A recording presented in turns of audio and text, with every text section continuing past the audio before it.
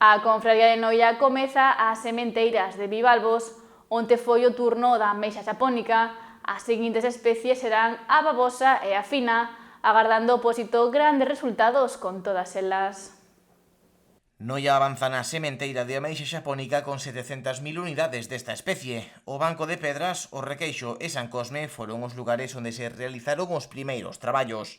Aínda que onte se sementaron só 700.000 unidades, a expectativa é chegar ata os 10 millóns. Bueno, estánse sembrando pois o que proven do criadeiro, sembraron 700.000 unidades de ameixa xaponesa, pois no banco da Baixo de Pedras, tamén algo pola zona do Requeixo, detrás do banco de San Cosme.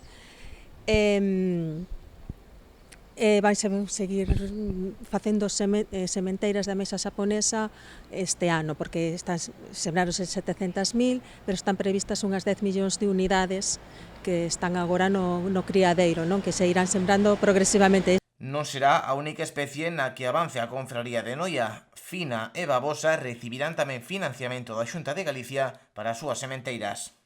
Temos subvencionado sobre 5.000 euros de ameixa xaponesa baixo os proxectos de aumento de productividade que ten a Consellería do Mar, correspondían os 5.000 euros este ano, pero aparte temos unha subvención de 75.000 euros tamén para baixo convocatorias de restauración de ecosistemas da Consellería do Mar, nas que se vai a sembrar a ameixa fina, unhas 300.000 unidades están previstas, e a ameixa babosa, que están subvencionadas sobre 5 millóns de unidades, nesos 75.000 euros, non? Agora, a vista está posta no ano que ven. As ameixas sementadas polo momento non estarán dispoñibles ata o 2026. Estas sementeiras son marisco que se podería recoller na campaña que ven, non nesta que empeza en setembro, sino na seguinte, necesita 2 veráns para cada talla comercial mínimo, de acordo?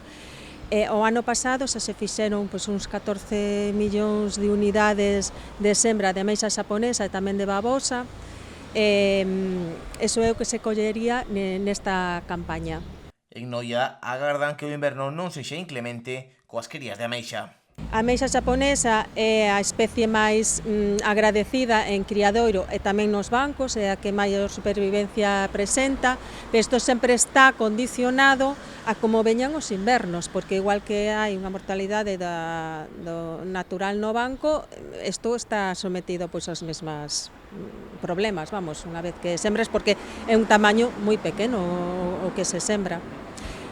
Entonces, ahora mismo xa o Banco Natural recuperouse, porque tuvemos un inverno que non houve unha mortalidade moi grande, e tuvemos cría o ano pasado tamén de forma natural, entonces temos precomercial de berberecho e temos precomercial de ameixa xaponesa.